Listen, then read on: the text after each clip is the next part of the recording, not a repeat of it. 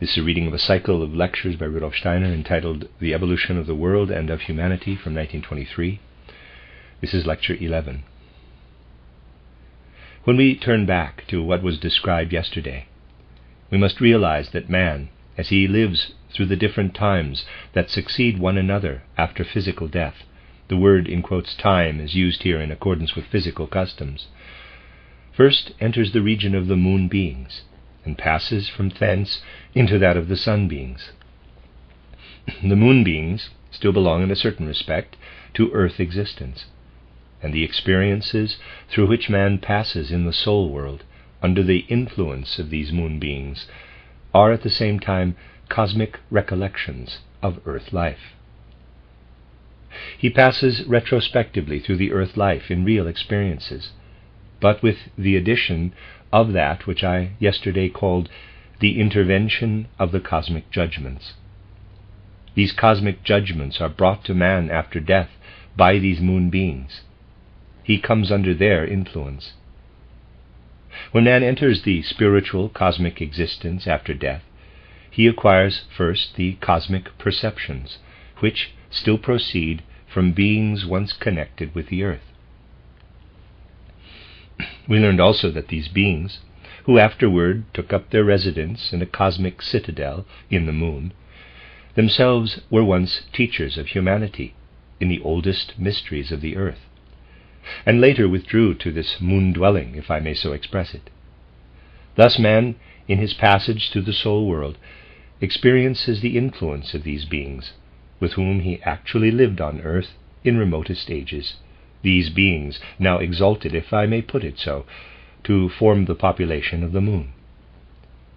We may very well make use of this expression if we bear in mind what I mentioned in the last lecture, that these moon inhabitants, under the leadership of the beings who were once the leaders of man, possess an entirely different judgment from that common to the inhabitants of earth. These latter are only now undergoing in their earthly existence between birth and death what the moon inhabitants went through in long past ages. Reckoning according to earthly time, these moon inhabitants experienced during their earthly existence more than 15,000 years ago what humanity still has to undergo. More than 15,000 years ago they acquired a power of judgment in which the naturalistic and moral aspects flowed harmoniously together. We, on earth today, keep in watertight compartments the natural scientific opinions we form about stones and animals. In judging of them, we withhold all moral judgments. We say nature alone obeys a moral necessity. The whole world, however, is not guided by moral necessity. Although the separate animals, plants, and especially minerals, considered in their several existences, should not be judged by applying a moral judgment to them, yet their creation, and the fact that they are in the world, is absolutely the result of cosmic moral judgments. The moon population possesses this moral judgment. When we have passed through the gates of death, we, together with these beings, must listen to what the cosmos says concerning that which we on earth have thought, desired, felt, willed, and done. The whole of our earthly life is, as it were, viewed in the light of cosmic judgment.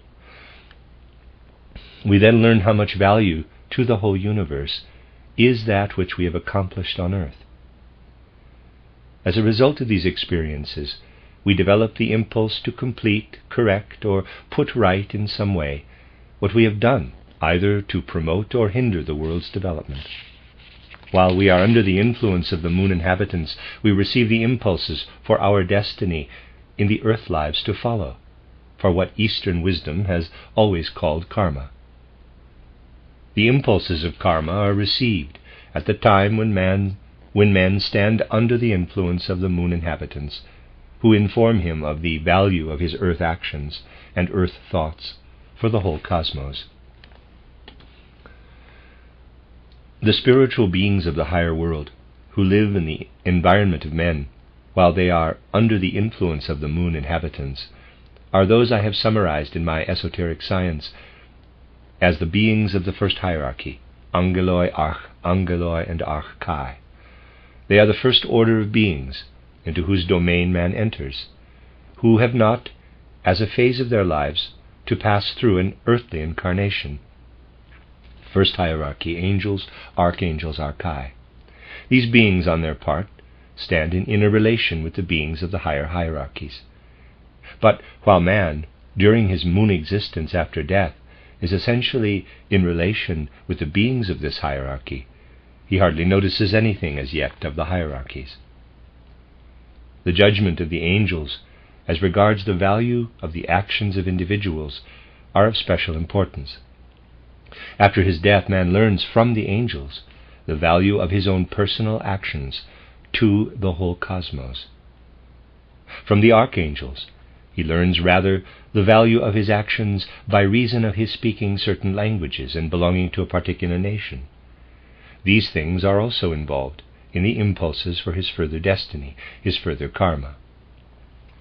And from the archai, man learns what the value of the deeds he accomplishes at a particular epoch will be to the epoch into which he will have to descend again into earthly existence from spiritual heights.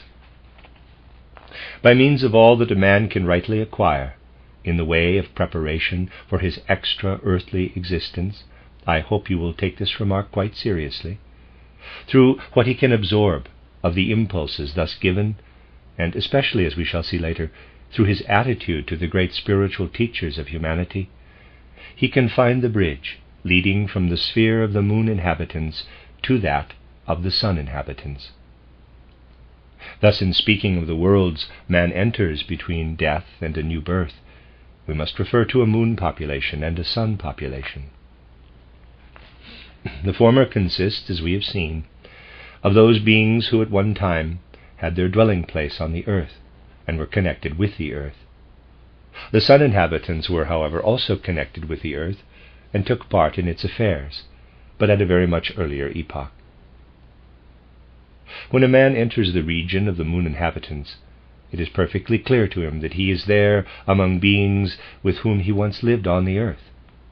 When he enters the region of the sun inhabitants, he is overcome by a mighty cosmic recollection of an ancient primeval age.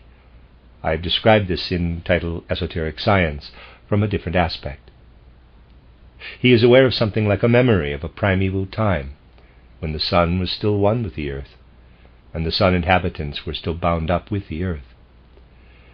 After death, when we grow into the spiritual cosmos, we grow into two spiritual cosmic countries, with the inhabitants of which we were once in relation on earth, when we ourselves were as yet quite different beings. When we pass through the experiences that fall to our lot between death and a new birth, we look back in great cosmic memories from the present epoch of humanity to the evolution of the earth in the universe.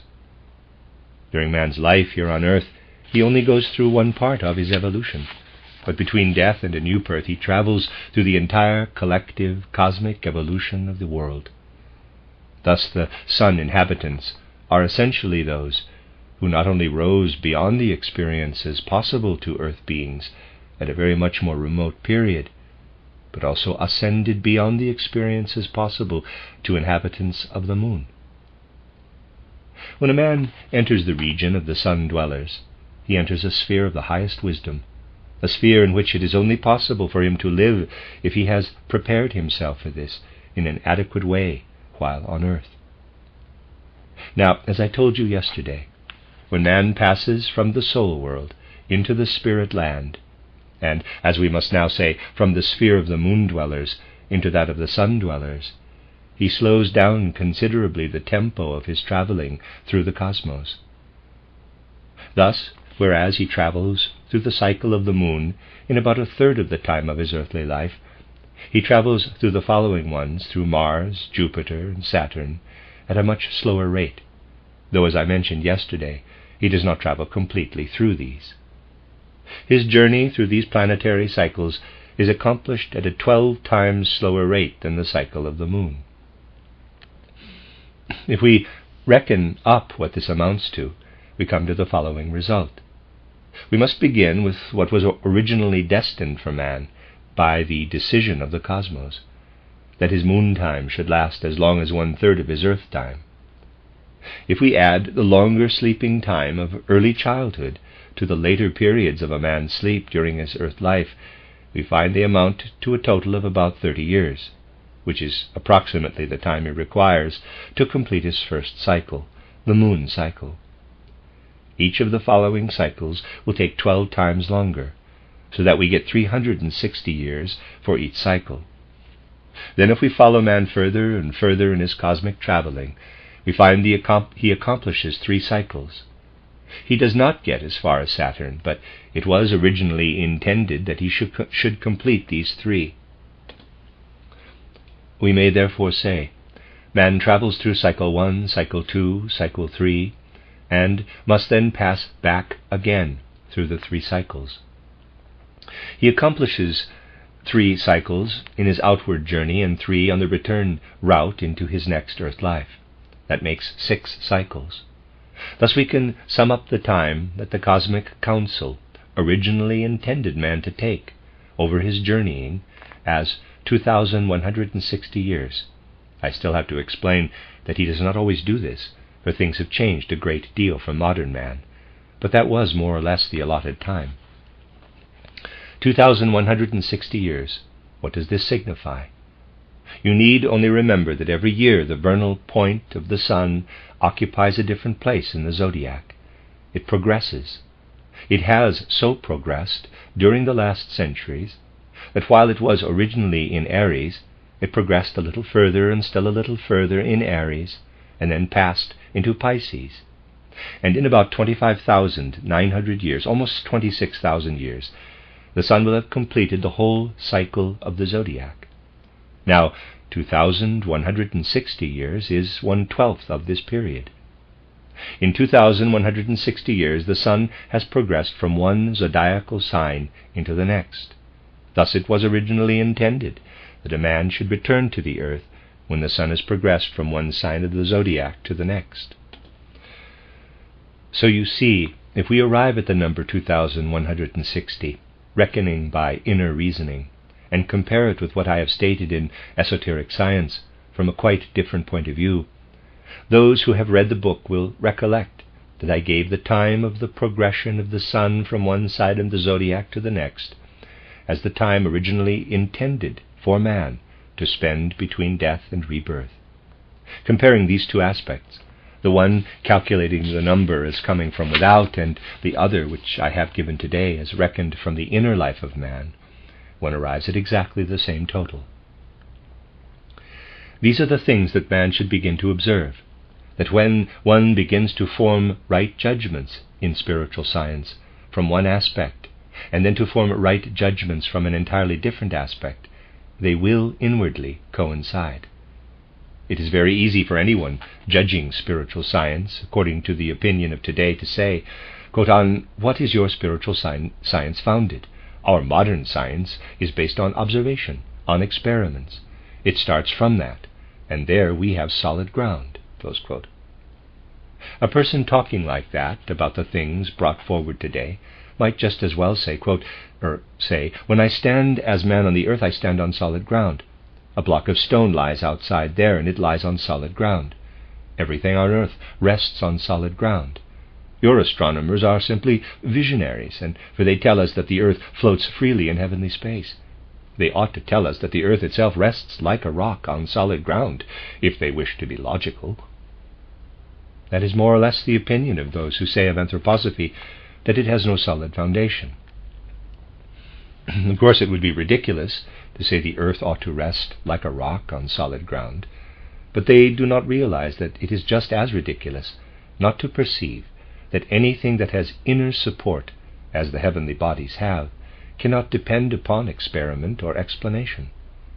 If people would only be logical in their opinions, they would soon see that the spiritual science here intended takes each step forward in the most exact way possible, and in each step takes fully into account the judgment it seeks to establish concerning the cosmos and cosmic beings. Thus, after his death, man enters a world in which he lives at first in the company of those souls who, like himself, have experienced an earth existence, and being disembodied on passing through the gates of death, find themselves translated into the spiritual world just described. Man makes his way into the sphere of the disembodied human beings, and with them continues in the spiritual world the intercourse he had when they all lived on earth. Now, as we have seen, man also enters a company of other spiritual beings, the community of the moon inhabitants, who were also at one time inhabitants of earth with him, and he subsequently ascends to the community of the sun inhabitants, who also once inhabited the earth with him, though in very much more remote ages. There he first finds himself in company with the beings composing the second hierarchy. In esoteric science I have designated these as exousiae, dynamis, and kuriotetes. These are the beings with whom man must work, in order to be able, in his next earth life, to represent, to manifest, what he prepared in earlier earth lives as his destiny, his karma, which he has, in a manner of speaking, cosmically worked out. Second hierarchy, exousiae, called spirits of form, dynamis, called spirits of motion, kuriotetes, called spirits of wisdom. When we have passed through the region of the moon dwellers, we are aware, not of course in our earthly thoughts, but in our cosmic ones, of what we have done, which, in the cosmic sense, was not right. We then know the value for the whole of cosmic evolution of what we did and thought and felt. But we cannot prepare a new earth existence if we only realize this with cosmic thoughts. In the moon sphere we can acquire the knowledge of what we must become in our next earth existence, but we cannot there prepare that existence. For that we must ascend to the sun sphere, where dwell the beings who have now nothing more to do with earth existence, but who attend to the affairs of the whole planetary system. Concealed in the cosmos, in the sphere of what man has to experience there, are two spiritual lands with their spiritual population. The cosmos has, concealed within it, the soul world of the moon population, and the more comprehensive population of the spirit land, the land of the sun. While the moon population was, not so very long ago, in a cosmic sense, connected with the earth, and still makes the interests of earth people its own, for the moon is simply a cosmic colony from which it works and directs the concerns of earth, the sun universe, in which dwell the sun population under the leadership of the exousiae, dynamis, and kuriotetes, is a universe in the cosmos which has to attend to the affairs of the whole planetary system, Mars, Saturn, Jupiter, Venus, etc., as well as Earth and Moon. On entering the sun universe, we enter a sphere in which our interests are greatly extended, and in which we are able, in cooperation with exousiae, dynamis, and kuriotetes, to prepare for the coming into existence of the spirit germ of a physical body, which can then be brought to birth through the parents. No parents could bring forth a physical body suitable for us unless it had been prepared and worked at for long periods of time, as the work of very high and exalted spiritual beings in the spiritual cosmos. Our own work in that cosmos essentially consists in this, and it is truly greater and more comprehensive to work together with these beings of high degree than to accomplish what we do in our little earth existence. We take part in all the spiritual events which play a part in these beings, just as the phenomena of nature do here, in the spiritual art which plays a part in them, just as the art in nature does in us. We are finally able to link all this together into a mighty cosmic archetype, which is the spiritual germ, and in a sense the advance shadow of what is to be born on earth as our physical body. When man has completed the 3 cycles and begun his return journey, his interest in the affairs of earth comes back to him, and he then looks down many years before he is born upon the generations in course of earthly evolution, and at the end of which stand his father and mother. Even as early as the time of man's great turning point in the cosmos, he begins to direct his attention down to the earth. He then looks down at the remote ancestors, from whom will descend sons and daughters, and from these again sons and daughters, and so on, until centuries later the two parents are born, to whom he can send down in diminutive size that which as a more mighty and comprehensive spirit germ was formed for the physical body in the physical world, in order that this spirit germ should then unite with the physical germ within the body of the mother. This spirit germ is at first as majestic and as large as the universe itself. When man begins his return journey to the physical world, and contemplates the generations from which his parents are to descend, and from the spiritual world busies himself with these, the spirit germ is all this time growing smaller and smaller, until it returns to Mars and the actual sun sphere proper, and then passes quickly through the moon sphere, to descend again to earth for the next life. Some little time before man himself descends as soul being, he sends the spirit germ on in advance. He sends on that which he has prepared for his physical body some time before he himself descends into the physical world. He then finds himself in cosmic existence, in which, so to speak, he lays aside his work for the next earth life. By so doing, he is enabled to enter into quite a different relation to the cosmos from that hitherto existing. He is enabled to establish a relation to the entire cosmic ether, and as the final act of his descent from the spiritual worlds, he draws forth from the whole cosmic ether the forces with which he then constructs his etheric body. Thus, when the spirit germ for his physical body is sent down, after many long years, during which the stream from the spiritual world has flowed into the parents for the physical body, part of the body, then man himself is still in the spiritual world, drawing the ether around him, so that for a brief while he is a being composed of ego, astral body, and ether, the ether being concentrated and drawn together. Only in the embryonic period, in the 3rd or 4th week after conception, does man unite himself with what was formed during those first weeks from the union of the physical germ and spirit germ which had descended to earth earlier. He unites himself with this, and endows it with the etheric body which he acquired by drawing it from the cosmic ether. Man then becomes a being consisting of that which had been sent down earlier, physical body, and etheric body which he collected, so to speak, at the last moment of his cosmic existence, astral body, and the ego which had gone through the life between death and a new birth. Thus man descends into a new life in the physical world, after having led a pure spiritual existence. From what has been said, it will be evident that man's experiences in passing through the world between death and a new birth consist in recollections of the earliest times of the earth's evolution, indeed the earliest times of what we may call the evolution of the world itself. Of course, these cosmic recollections of his, which indeed become his deeds, for he performs what he has to accomplish in cooperation with those higher beings of whom I have already spoken, and of whom I must speak further, these recollections become real and active, and what he then carries out forms an important perspective in the past of the earth and the cosmos.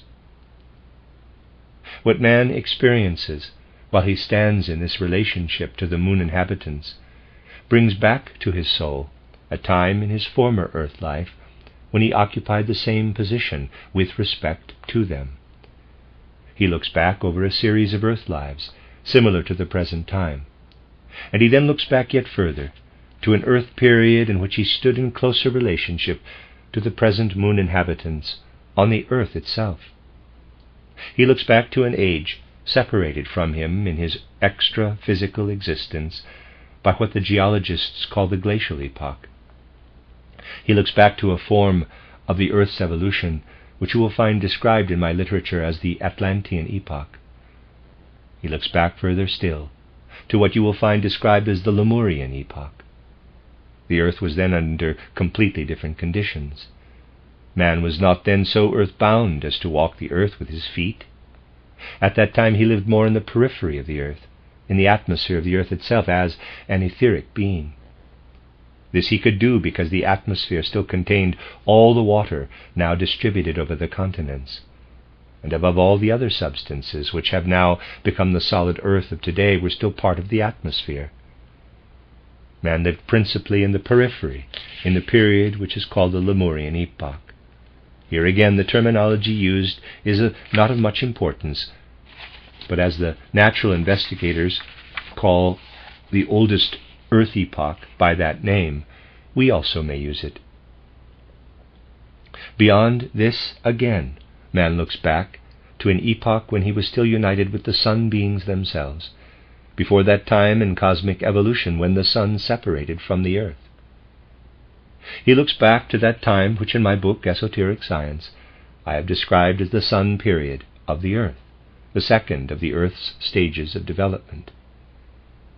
He only looks back at the recapitulation in the earth existence of that cosmic evolution, but to that he can look back. When man's knowledge is perfected by what he can experience between death and his next birth, his human knowledge becomes to some degree cosmic knowledge. What formerly was the evolution of the earth arises in connection with the results of the repeated stages of earth life, in the human deeds which he accomplishes in cooperation with higher beings. The earth's past, in its connection with the whole planetary system, sun, moon, and the planets pertaining to them, reappears in the deeds of man. And from what thus appears, man forms that part of his future which it is his business to form, his next earth life.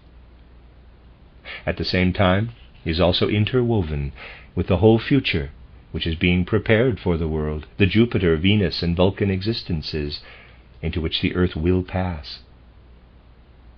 When we contemplate these things, we can understand how it is that a part of the cosmic evolution of the earth was in a sense accomplished in those old cosmic epochs. We look back to a time when the present moon population gave earth men their teachers, and then withdrew into the moon citadel of the cosmos with the first great teachers of mankind, with the last of those great teachers. Over and over again, however, human beings were born on earth whose whole karmic life made it possible for them to remain in inner connection with the experiences of the moon inhabitants. These beings, who in the course of the earth evolution were born over and over again, appeared as ambassadors of the great assembly within the moon population to those who peopled the earth in the first, second, and third post-Atlantean epochs of civilization, and evolved a higher civilization in the east. These ambassadors from the moon were called bodhisattvas.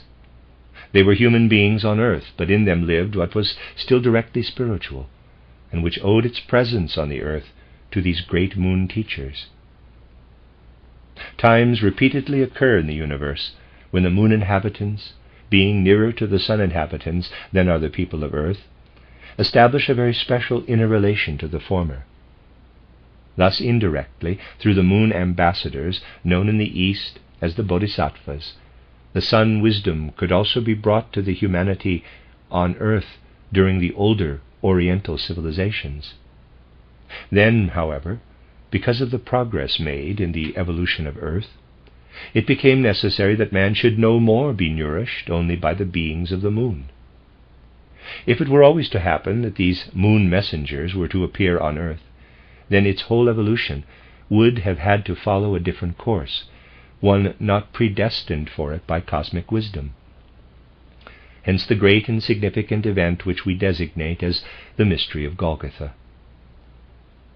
While the moon ambassadors, in a sense, brought the sun wisdom to earth, it was the ruling sun being himself, he who is the leader of all the sun spirits, who descended to earth and went through the mystery of Golgotha and incarnated in the man Jesus. By reason of this, quite different conditions arose in earth evolution.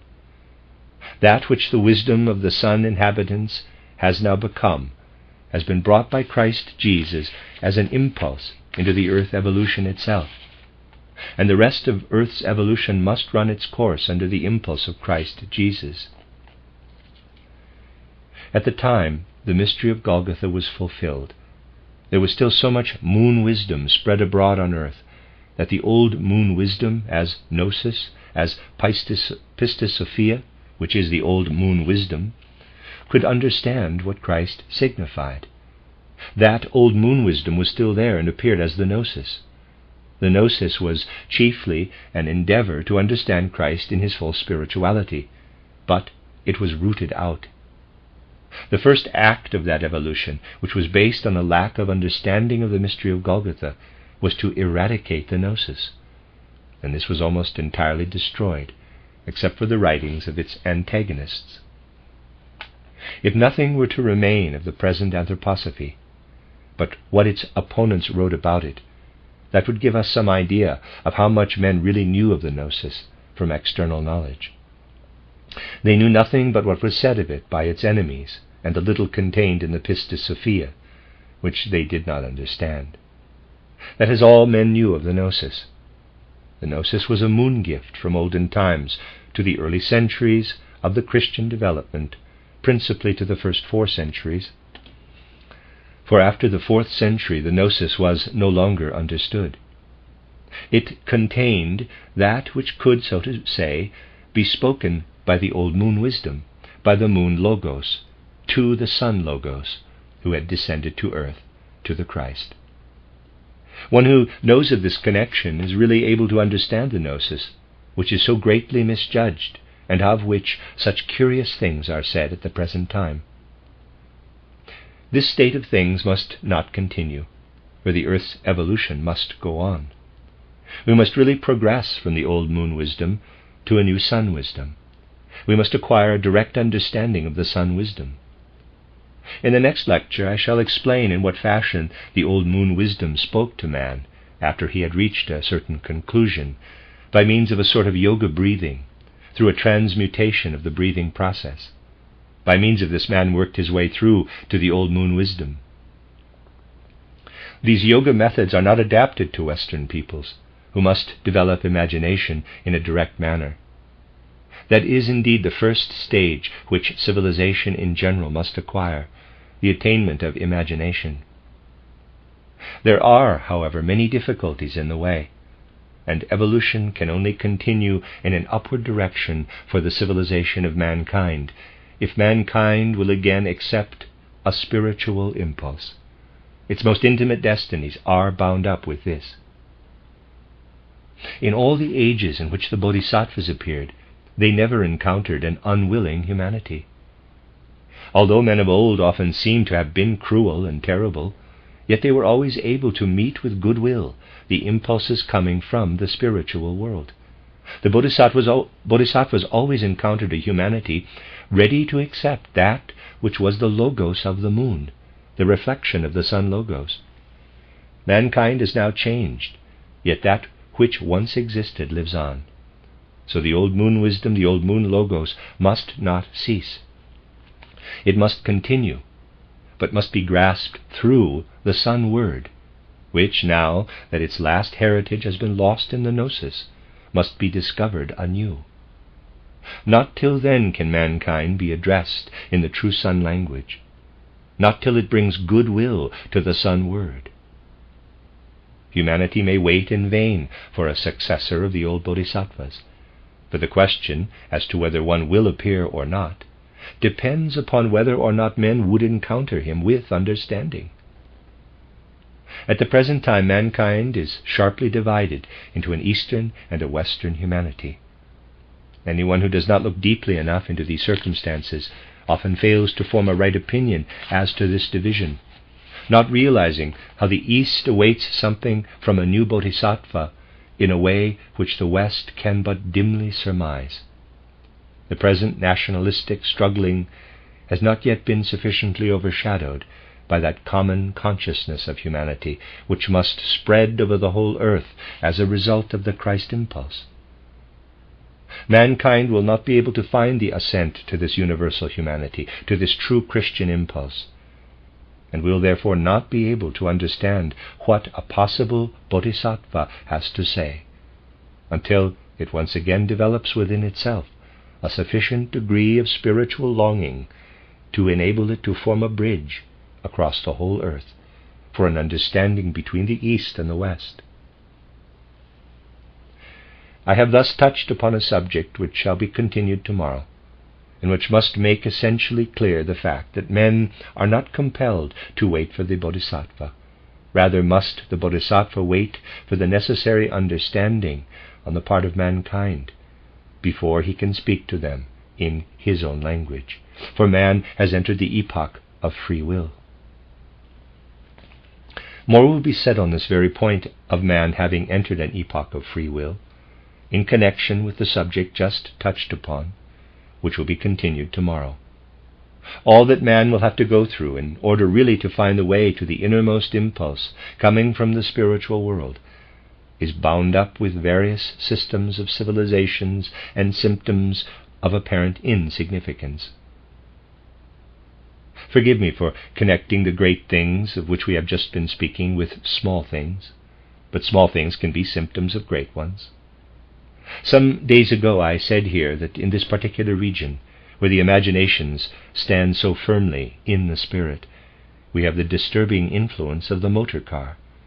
I have nothing to say against motor cars, for as I have already mentioned, anthroposophy cannot speak in a reactionary sense. I myself am passionately fond of driving in a car when necessary. One must not wish to arrest the world's development, but must balance what comes from the one side by something else from the other. And it is therefore quite right to drive in motor cars. But to balance the motor traveling and everything connected with it, we must possess hearts yearning for the spiritual world. If that be so, no matter what other things of like kind may come along, man will be able to progress further of his own power, and with the free will which must come, and which will then lead us again to the bodhisattva. Mankind will defend itself against those things of a mechanical nature which are placed in the world at its service. We may say that man will know how to defend himself against everything of a mechanical nature, such as cars and typewriters, etc. With the gramophone it is a different thing. Forgive my concluding this lecture with what may seem to be so trivial a subject, but with the gramophone man is trying to bring the mechanical into the realm of art. If mankind develops a passionate preference for such things, so that what descends into the world as the reflection of the spiritual is made mechanical, if mankind develops enthusiasm for such things as that, it will then be able to defend itself no longer. There will be no help to be found. Help can then only come from the gods. The gods are merciful, and we today may hope that as regards the progress of the civilization of humanity, the merciful gods will themselves help it to overcome such aberrations as are expressed in the gramophone. The end of Lecture 11.